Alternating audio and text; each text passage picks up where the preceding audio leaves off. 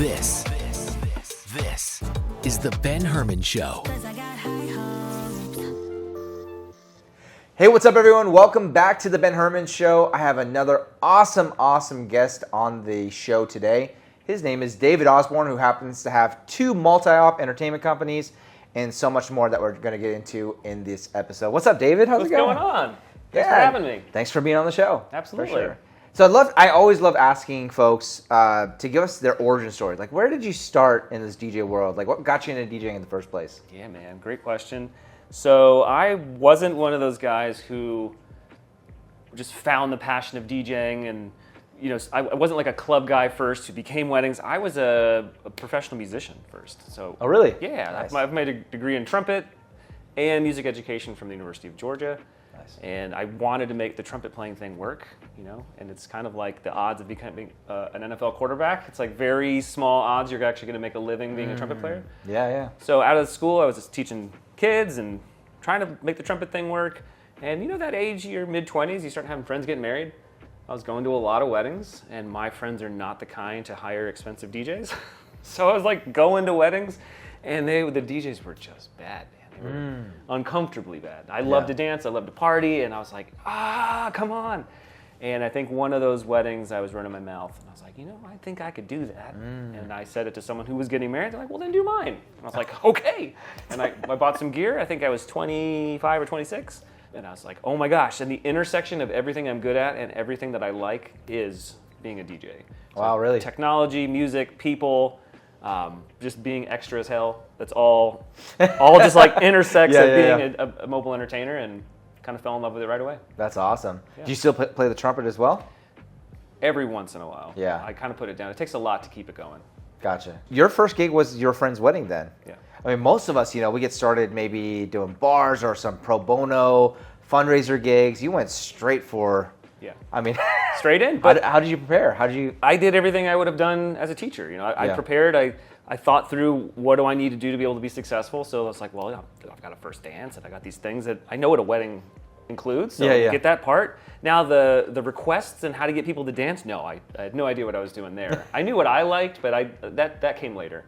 But the organizational side, the MC side, I was already comfortable with that sort of stuff. So putting together the timeline and figuring out how to make the night move, that was already a skill set from teaching.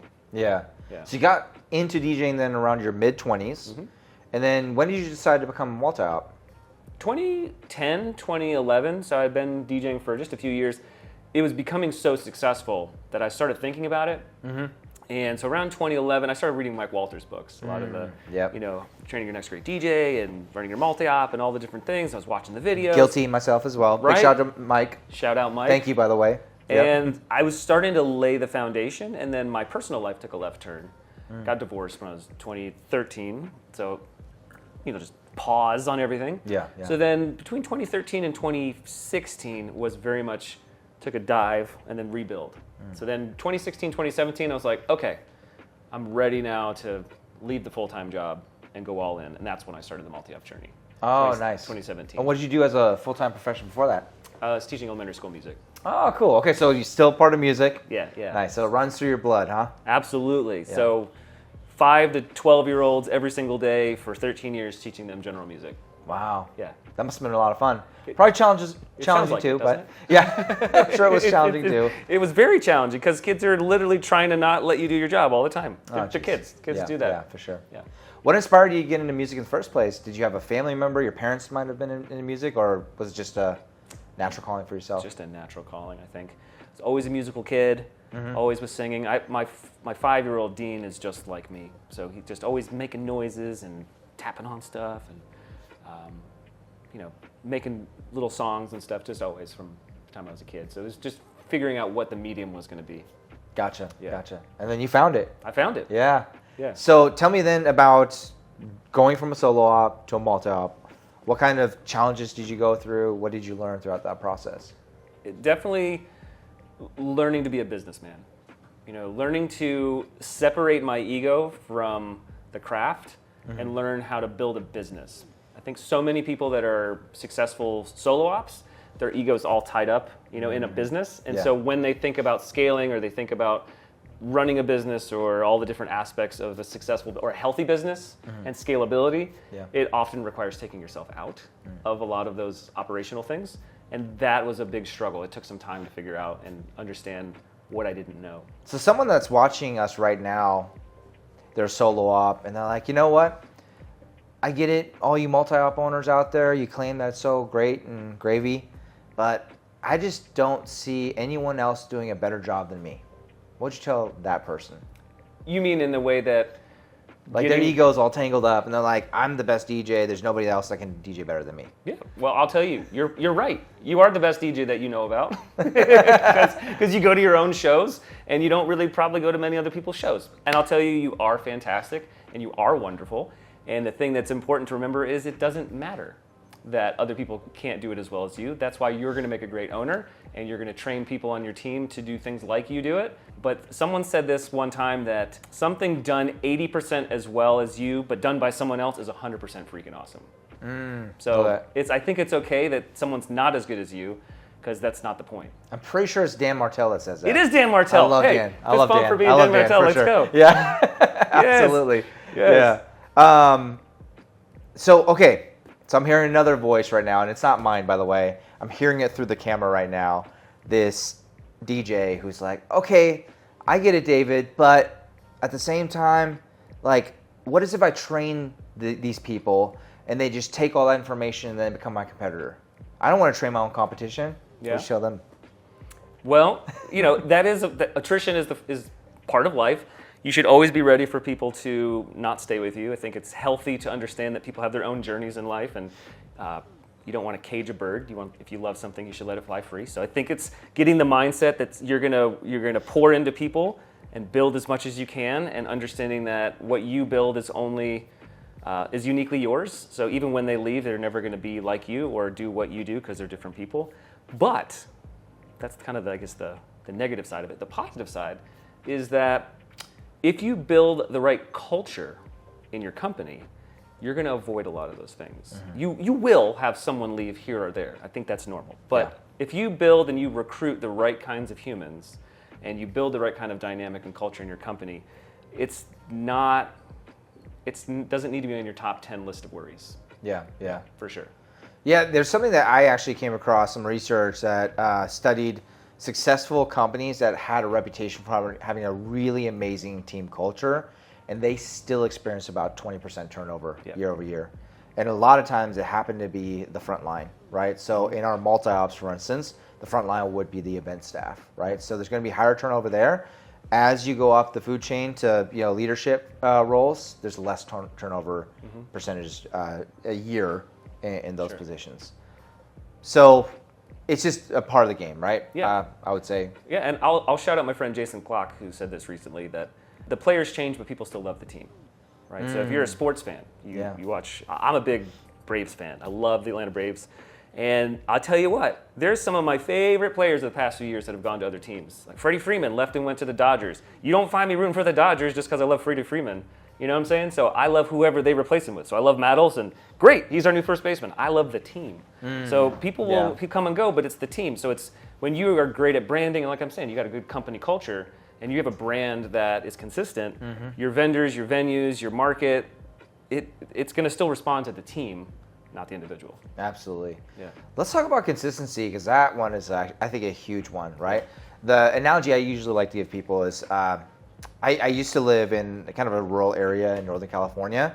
And so a lot of times when there's concerts or big shows, that happen in the Bay Area, right? Yeah. So we usually travel down to the Bay, and along the way, we might stop at a coffee shop. And I love, by the way, supporting local. But when it comes to my coffee, I just want to get the coffee that I want to get, which happens to be Starbucks. I know some of you are already probably tuning out now. But it's just, I've traveled all over the world, and Starbucks does exist all over the world. And every single time that I've ordered my beverage, it's pretty spot on the nose. I mean, I would say 90% consistent across the world, by the way, right? Yeah. So as a consumer, I value consistency. And most customers do as well, right? Yeah. There's a little bit, of course, like when it comes to our staff, that you want to let their personality shine, and also, allow them to be them, because that is that special sauce as well. but it needs to still live within a system that can produce consistent results for our customers. For sure. Yeah, yeah. First of all, what is your Starbucks order? It's changed actually. So I used to be just a grande latte and nothing, like I don't like any sweeteners or anything like that. Now it's actually become a cappuccino. Nice. Yeah. How about yourself? I would go with an iced mocha latte. Gotcha. And if I'm making coffee at home, I go pour over black coffee.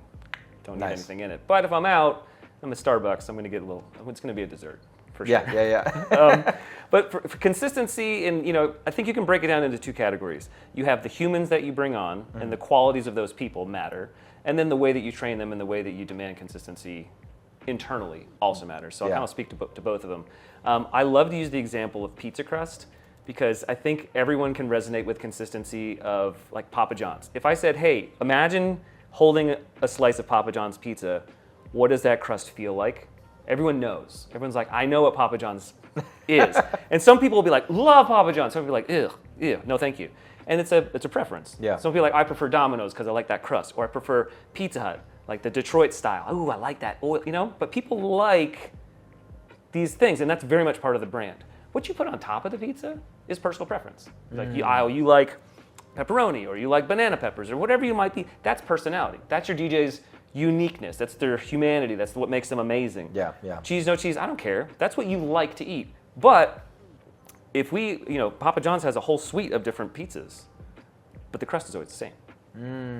So I would say, analogy. Yeah. So if I'm bringing people onto my team, I need people that have all these same the same crust, the same core. So we're talking like core essentials, things like your just like where they live and their age ranges and their cultural backgrounds, like those things is important. Core values. I'm a huge fan of core values and why. And the alignment of core values is how you get that great culture. Absolutely. Without core value alignment, you're not going to get that great culture because you're going to find people that just don't vibe. And then they're like hard skills and soft skills and how they talk to people, because you want people to represent your brand everywhere with the same kinds of energy, even though they're different humans. So that, like the people that you recruit in and how you recruit and how you filter and how you like call those people out, that's a huge pillar for consistency. And I think when you're trying to pull people in, and if you're trying to grow a multi-op, or heck, even if you're trying to stay a solo op and just grab like a photo booth tech, how do you make sure that person fits your vibe? And then how you train them, and how serious you take training, and making sure that they go through processes. And I don't want to veer too far off, because this could be another topic. But I think the way that you manage training and the way that you get your trainees to respond to the training systems that you've built is another huge pillar, besides just who they are. Yeah. First off, you covered a lot here, and I want to talk about hiring and recruiting.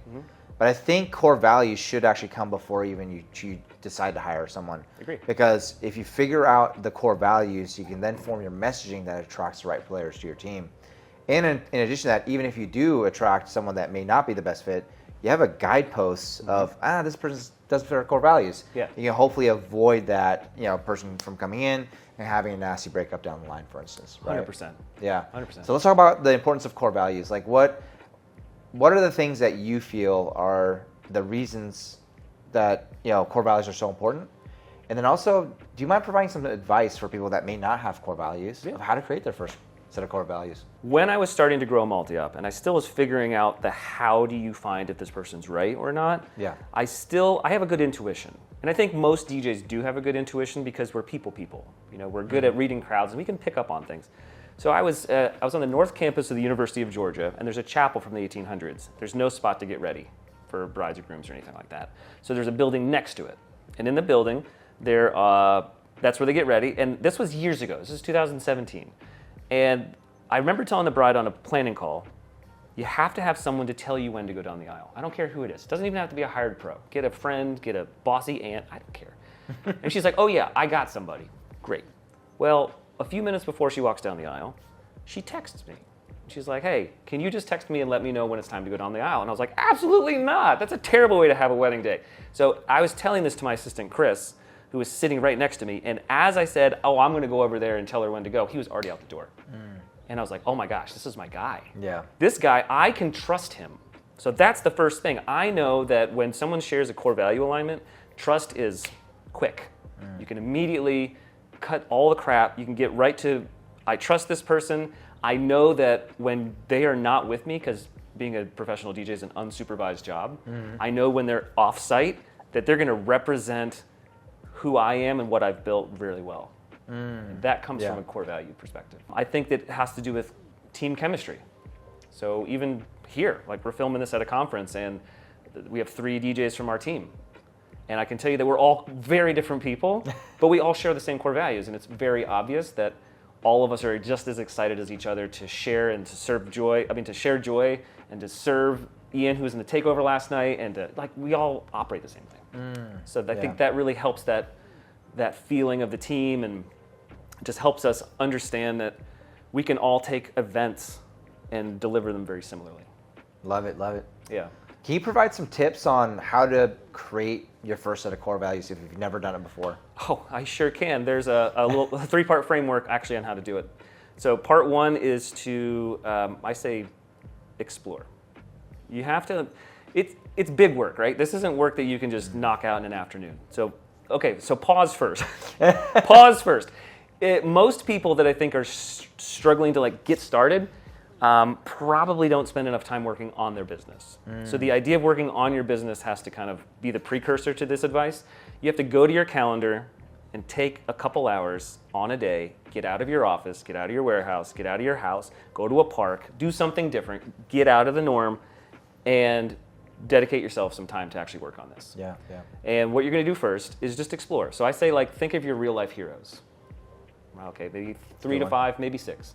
Could be someone Martell. living. Dan Martell's a great one. I totally look up to Dan Martell because his story is incredible and what he's done is amazing. Real life historical figures, could be mythological creatures or people, whoever you look up to. Yeah. And write down what makes them great, what you like about them. I think it's always easier to find that in other people than it is in yourself. Yeah. So look for the people you look up to, even in our industry, people that you look up to in our industry. What is it about them that you love? Like David Osbourne, by the way. Oh, well, thank you. It's a great place to end. See you later. Right? And then you can also do the opposite. So instead of just looking up to, what are the types of behaviors that drive you crazy about people? Right? So my best example is I go to this restaurant in Athens. It's like a burrito place where you can just go down the counter line and they'll make you a burrito. I was at a restaurant a couple years ago, and someone was at the Coke machine, and they dropped their entire drink with all the ice on the floor. Oh. And then they just walked out the door. And I was like, what? Are you kidding me? Like, you don't even tell anybody, you don't try and clean it up, you just boom, and that just kills my soul. Yeah. Because I'm a servant-hearted person. I wouldn't do that to someone else. So that was like, oh, that's something I hate, that drives me crazy, so I must be the opposite of that. So that's kind of step 1. Step 2 is to reflect.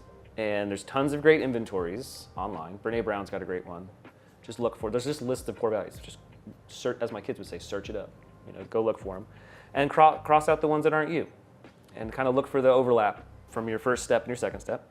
And then probably the most important step for actually getting it done, and I got this from StoryBrand, the great book, is only 3 core values. And I don't know if you'll agree with me on that one, but I'm a huge believer in just 3 core values because you can actually remember them. Yeah. I wish I would have started that way. So again, I founded my company back in high school. I was only 17 years old. Oh, nice. And created my core values in my early 20s, and I came up with 10. Whoa. And so we never require a team to memorize all of them, but we reward them if they do. So what I used to do is I walk around in the office with $100 bills in my pocket at any given time. And if I ran into someone in the hallway or in the warehouse, I'd be like, hey, can you name our 10 core values? Yeah. If they did, here you go. Yes. $100, right? To reward, not get them in trouble. Yeah. But now for newer companies, like ProfittableDJ only has 3. So I agree with you 100%. And 10 was a lot. It is but a lot. It did provide a lot of clarity. It does. And I think that you could probably take some of those 10 and probably mush them together to create a new phrase. Yeah. Because there's sub things. So like we have 3 core values. So serve others is number 1. Share joy, take action. Love it. There's 3. But if you look at serve others, you could really unpack that and create 5 or 6 from that. You could say inclusivity. You could say putting other people's needs before your own. You could really get specific. Definitely. But I always want to say, we serve others. We share joy. We take action. And if you don't fit that mold, you're not gonna work with us. And I also am a big fan of making them actionable words. So saying servant-heartedness is a nice phrase, but if I say serve others, it's like I'm giving you a thing to do. Yeah, verb, right? Yeah, I want you to be joyful, but just being joyful is not enough. I want you to share that joy with the people around you. I want you to radiate joy. And I can always say, hey, you're doing really great. I feel like you might be in a slump. You're normally a very joyful person, but I'm not feeling that from you. What's up? Yeah. So I think that's my process when I. Great advice. Yeah. Thanks. So once a DJ owner, business owner, DJ entrepreneur has their core values figured out, the next step is, okay, I think I want to give this thing a try, this multi-op thing a try, David. How do I get started? What are like my first steps? How do I recruit the right talent? Recruiting talent is you want to have. Well, you have to have a perfect DJ avatar. You got to know who you. I say it's just like sales. It's just like marketing and sales. You have a perfect avatar for who your perfect client is. You need to know who your perfect employee is. You know what I tell a lot of people too, is that a lot of us tend to focus on the customer when we're talking about multi-op owners mainly. Yeah. Really small business employers too, right? Is they focus on getting the 5-star review and the positive video testimonial in front of the client, but they don't focus on getting it from the team. Yeah. If you provide a 5-star experience to your team, your customers will automatically be taken care of as well. I agree. Right? Yeah. And so it's interesting that you bring that up. It's the same thing, just pivoted over this way. It's the same mindset. So you got your core values, you understand what they are, your core essentials. So again, those are things like your age, cultural background. And I'm really sensitive when I say things like cultural background because I think people can take them out of context. What I mean by that is, example, we're a very inclusive company. We serve the LGBTQ community. And so I need to have a staff that also feels that way. Yeah. And again, from a heart side, but then also just from like a sales efficiency. If someone says they have a same-sex wedding and they're like, do you have anyone available? We're like, we do, but he doesn't, it's like, that's not going to work. So we have to have cohesiveness there. It's like demographics and psychographics. Exactly. Right? So demographics mean the external truths about a person, psychographics being the internal truths about a person. Correct. Yeah. Soft skills, hard skills. So you got to understand that person. And once you really understand who it is that you want to hire and what that person, it really makes it a lot easier to say no when they're not that person. So you toughen your skin up a little bit because there's going to be a lot of no's, right? There's going to be a lot of, wow, only a small percentage of people meet this criteria. But if you stick to it and you actually bring those people on, it's very rewarding. Yeah. So that's step one, is just deciding that you're going to be thorough and deciding that you're going to have a high standard and stick to it. And then second would be starting to put recruitment ads out in different places. And it's, again, responsive to who it is you're trying to recruit. If you want all DJs over 50, we'll put your ad on Facebook. But if, think about where your people are. And I think recruitment language needs to, it might also be a Dan Martellism, but my cousin said it well first. But you have to sell free. A job application is free to fill out, so you have to sell it anyways. Yeah. Or you have to tell applicants what's in it for them. When a job application just says you have to be able to lift 50 pounds. Oh my gosh. Do you want to work weekends? People are like, ew, no, that's the worst part of the job. Like, I don't want to do this. So tell me the fun parts. Tell the parts that you love about the job. Make it look like a party. Yeah. Chris Hintz says, instead of going out, being social and spending money, you can go out, be social, and make money. And I'm like, yes. Another thing that we put in our ad was you can cancel your gym membership too. Right. Yeah, because you have to think, someone should look at the ad and be like, oh my God, I've been waiting for this opportunity. Yeah. I want it. It looks like fun. They're going to take care of me. They'll train me. I can learn. Tasty food too. Yeah. I mean, geez. This is on the job. Who wouldn't do this? You want people to be that excited because when then you present them with all the training they're about to do, you want them to be excited. Yeah, absolutely. You got to have that goodness to maintain the excitement throughout the training process. Yeah.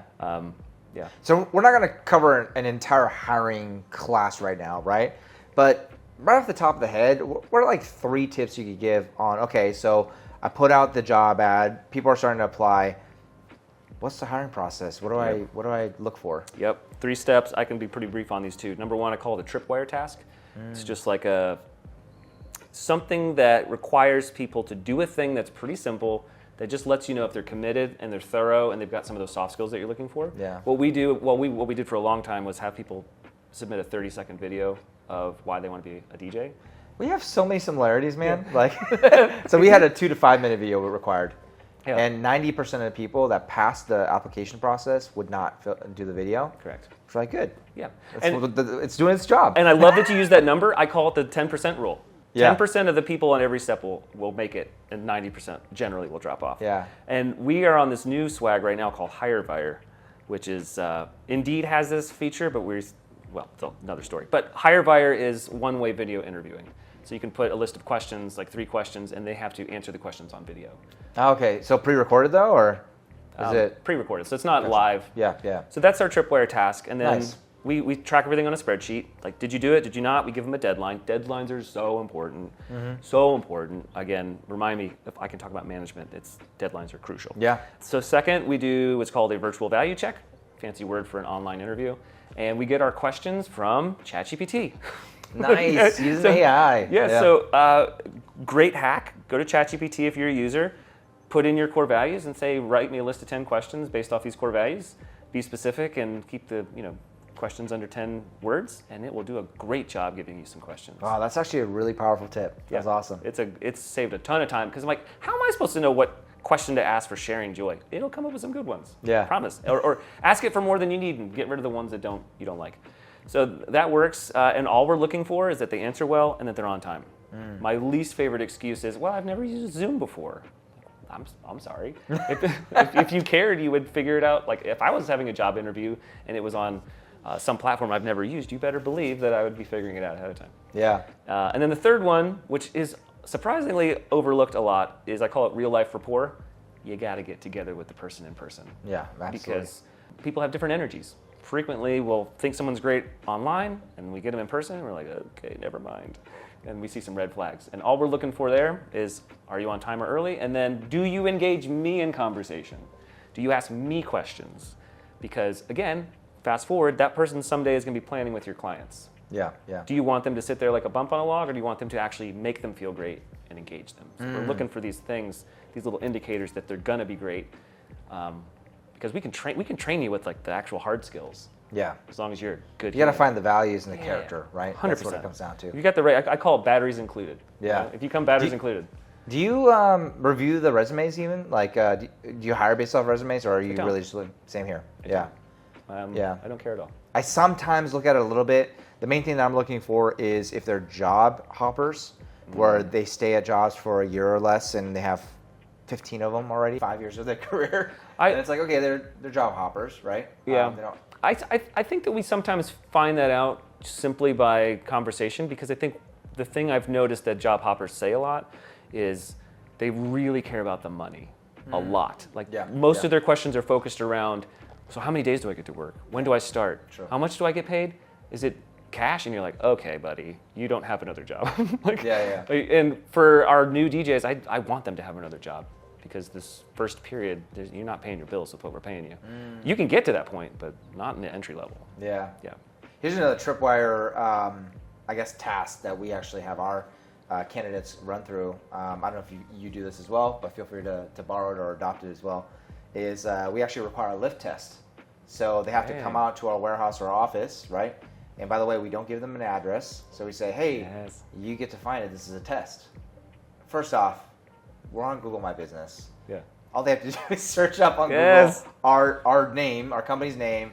They find the address, and then they Google map it over to our office, right? So it's a pretty simple task. But then in addition to that, also, we ran into an issue where it was actually right after COVID. So we actually doubled down. We actually recruited even more heavily, because we knew, okay, there's no events right now, but just know it's going to be a party frenzy once we go back to the normal way of life. And so we just anticipated that there was going to be something that was going to happen. Like, and ironically, it was around 1920s was the big, the Gatsby party frenzy back then, the Roaring 20s.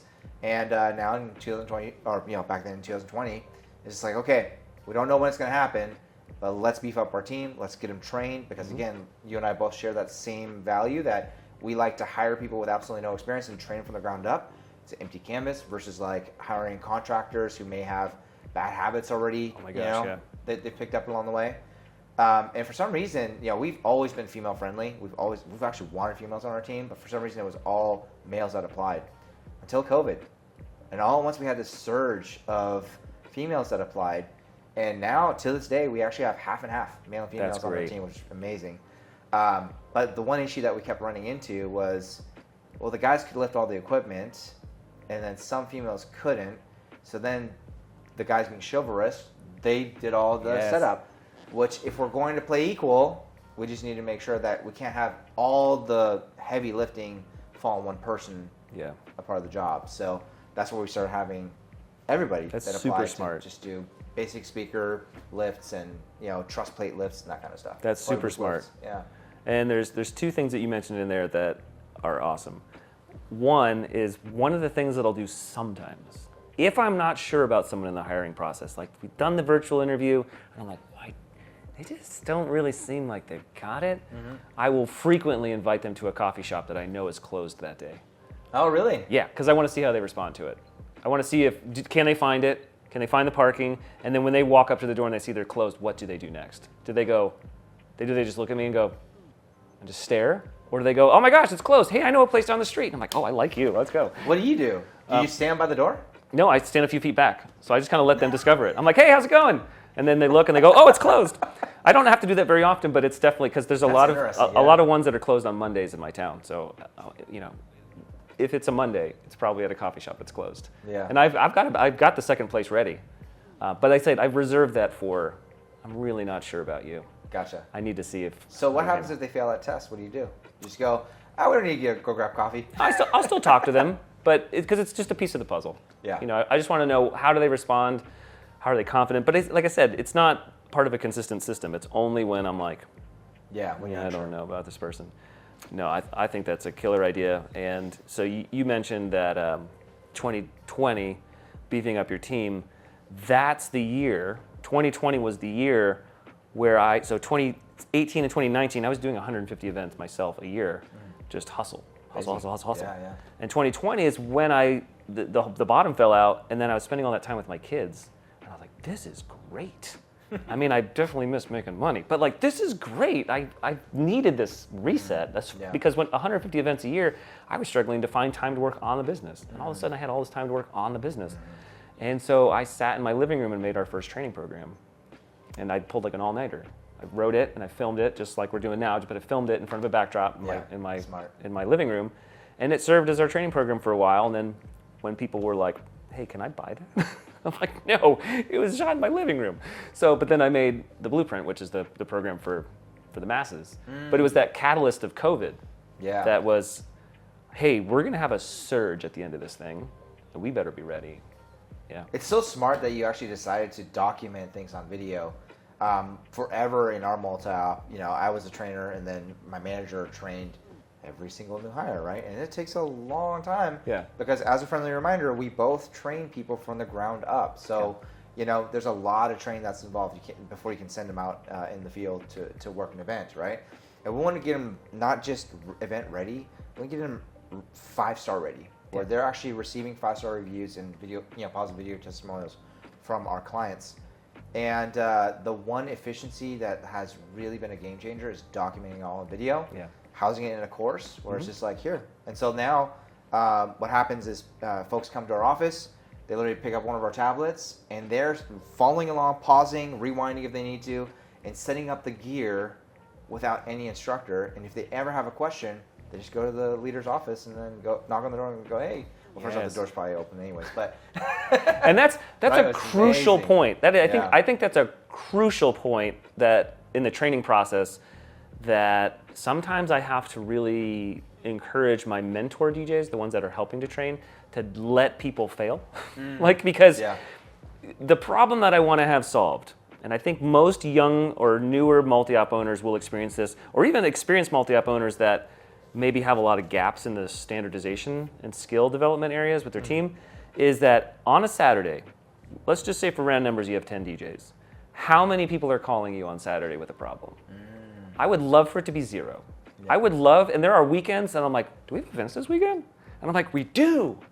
I didn't hear from anybody. This is wonderful. Yeah, and because when you're training, I think the apprentice model is cool. We've been doing it for millennia, with apprenticeships. But you associate the person who is teaching you with the material. So when you learn a thing, so if you were to teach me how to do a thing right now, and then I was like, I don't know how to do this. I'm calling you, man, when I got a question. Oh, of course. Right? So I want those work sessions to be independent. I want you to go, oh, crap, I don't know how to do this. Yeah. And then the resources to go rewatch the video before asking for help. Yep. So that when they're in the field, they go, let me try this first. Yeah. You know, it's crucial. I think it's such an important mechanism for training that it just pays dividends if you can stick to that little piece. Have you ever read Pat Lencioni's books? No? Okay. He's a leadership guy, talks about, training a staff and so forth.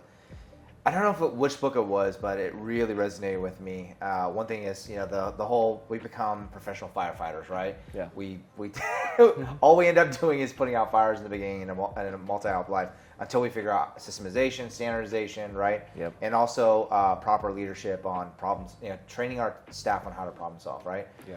And I guess this is a great nugget for anybody watching is what it comes down to is when a person comes to you with a problem, of course we're tempted to solve that problem for them because it makes us the hero, right? However, if you can fight against that urge and then in return say, hey, that's a really great question. Can you come up with like 3 solutions? Yes. Right? And then from the 3 solutions, that they, oh yeah, maybe this one, this one, this one. Like, out of those 3 solutions, which one do you think would be the best one? Yeah. Right? Cool, give that one a try then. What is it called? Is it the 1-3-1? It's like one. Oh, is it 1-3-1 too? I guess, yeah, Dan did talk about that too. 1 question, 3 possibilities, and then 1 answer. I do that with my kids. But I think it was like, that book talked about like the monkey, so every time that your staff comes in, they are dropping off their monkey from their shoulder onto your shoulder, and you end up having all the monkeys on your shoulders. Yep. Yeah. Someone told me one time, and I think there's a little bit of a danger of going too far, the pendulum swinging too far on this, but I think a great place to be in as a CEO or as an aspirational leader, I think the healthiest company that you can build is when someone comes in and says, hey, Ben, like, how many events do you have this weekend? You should be like, I don't know, let me ask my talent manager, or like, let me ask my production manager. And if you have a person who knows the answers, and you're like, I'm not actually sure, let me check with the expert on that. That, I've been told from multiple sources, is like, that's kind of the place we need to get to. As a CEO, you need to be vision casting. You need to make sure that you are pushing and pulling your team in the right directions. But there are people and department heads who are really in charge of those operational components. It's more about, having them be in charge of results, right? Versus ownership. delegated tasks, for sure. Ownership of those results. Why do you say that's so important, though, as a CEO? Because you have to, as a CEO, understand that your energy is best spent in casting a vision. I mean, that is the true nature of what a CEO does. So I think sometimes we're not all cut out to be a CEO. Sometimes we're cut out to be a COO or a CFO. And there's, that's where sometimes really brilliant partnerships come from. Absolutely. Where you might be an operational genius and you hate vision casting, well then you might need someone to work with that is a visionary. I think all these things we talk about with core values and missions and visions, they're not just like these little things you slap on the wall. Yeah, right. Or just put in a manual. And you can't come up with them overnight either. No. Or not even in a week sometimes. I mean, no. Those 10 core values took me years to Yeah, absolutely. And a CEO has to be able to focus on the big picture and then communicate that big picture to a team and get them fired up about it. Yeah. That is a CEO's job. And it's cheerleading too, because it's not just saying that vision once, it's reminding them over and over and over again because they're so forgetful. Yes. And when I say they are, we all are, right? We all are. Yeah. But it's your job to identify when things aren't happening, or, hey, let's start a photo booth division. And you, the CEO, have to go, does that fit where we're going? Does that make sense? Is it profitable? Is it a distraction? That's your job. Your job is to make high-level decisions. Absolutely. A lot of them. Yeah. And I think you should be constantly finding, you've got 10 hats. What's the next hat I can give away? With integrity. Yeah. Not just toss them all off. But I always tell my team, listen, I still have more hats than I want to have. And when I find a DJ on our team that has a skill that I'm looking for, I am ready to give it to them. I'm always ready. I was just like, you can do video production? Interesting. Yeah. Okay, show me that you're great at it, and then we'll start talking about other opportunities. So you asked me earlier in the interview to remind you to talk about management and deadlines. Yes. Okay. It's the Holy Trinity. It's the Illuminati sign. The DQR is the management triangle. I heard this on a podcast some years ago, and I thought it was a brilliant way to put this. So DQR stands for deadline, quality, and report. And any great management structure will have all three. So you can put this to, if you have kids, it works with kids, it works with adults. Everything has to have a deadline, every single thing. So if you said, David, you need to do your 2023 taxes. When do I have to do them by? So really any time. I'd be like, I'm not doing it. Forget that crap. But if you're like, no, they're due April 15th. Or, yeah, you could go to jail. Oh my God, I'll get them done. There's a deadline with teeth to it, right? There's a consequence for not doing it, and there's a reward for doing it. I don't know about the reward of doing your taxes, but you know what I'm saying? Like, all deadlines have reward. The reward staying out of jail. It was staying out of jail, right? Correct. Maybe getting a refund, or depending on who your accountant is. We'll see. But deadlines are important, and I give people deadlines for everything. I'll even say to my kid, hey, I need you to have your chores done by 7 o'clock. Or, we're going to talk about or. So next is quality. What does done look like? So if I say, hey, you need to turn in a post-event report by Sunday at 7 p.m., what does done look like? It needs to be fully completed, and it needs to have all sections filled out, and it needs to have like your Serato history uploaded, or whatever it might be for your team. But there needs to be a rubric. Rubric's the education term for checklist of what you're graded on. So what do you expect? And then R is report. How do you, the manager, know when it got done? So again, like a Google form, you're probably going to get an email about it. But you need all three of those components for management. So again, like we go back to the recruitment phase. Hey, we need you to turn this 30-second video in by Tuesday at 9 p.m. If they don't, we cut them. What does done look like? Well, it's in the directions of the email. And if you don't do that, you're cut, because that's what we expected you to do. You know? And I think setting that dynamic from the beginning is gold. Makes sense. And then also having the deadline, you have a time point that you can hold them accountable on, that if once it's passed, did you get it done? Correct. Right? Versus if it's wide open, it's like, well, does that mean they're still working on it? Because they can work on it forever because there's no deadline, right? And I think I see that a lot of times with every collaborative effort that I've ever had. Anytime that I fail to put in that great infrastructure into my management, I'm the one who gets stressed out. They don't get stressed. They don't care. I currently work with a company that manages all the plugins of all our Blueprint team sites. And it's an offshore company.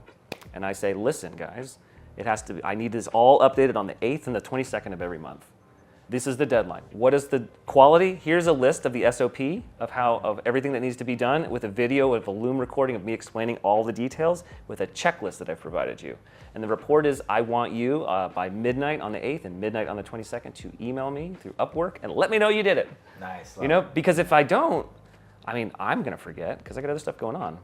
But I have a reminder in my calendar on the 9th and the 23rd to be like, oh yeah, I did it. Okay. Yeah. So real quick, David mentioned an acronym, SOP, which stands for Standard Operating Procedures. Essentially what that is like a step-by-step. The way I like to usually refer to it as is like a cake baking recipe, right? It's a recipe of steps with the ingredients, and as long as you follow the steps, you're going to get some results, right? So that way it provides that consistent result over and over and over again. I'd love to shift gears and ask you, what are you the most excited about this year in 2024? I'm excited about the goals that I set out for this year because they're very aggressive goals. The biggest, most aggressive goal that I put on for myself is to be fully out of the daily operations of my DJ companies by the end of the year.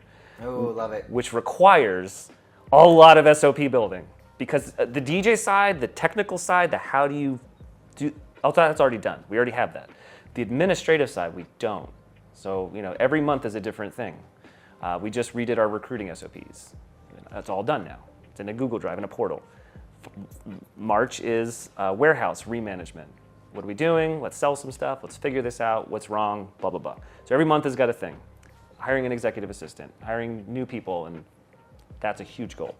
Another one is with the Blueprint. I'm super excited about the growth that we've had, and it's picking up steam, and I'm just super excited about the community that's getting built around it, because it wasn't community building. I wouldn't say is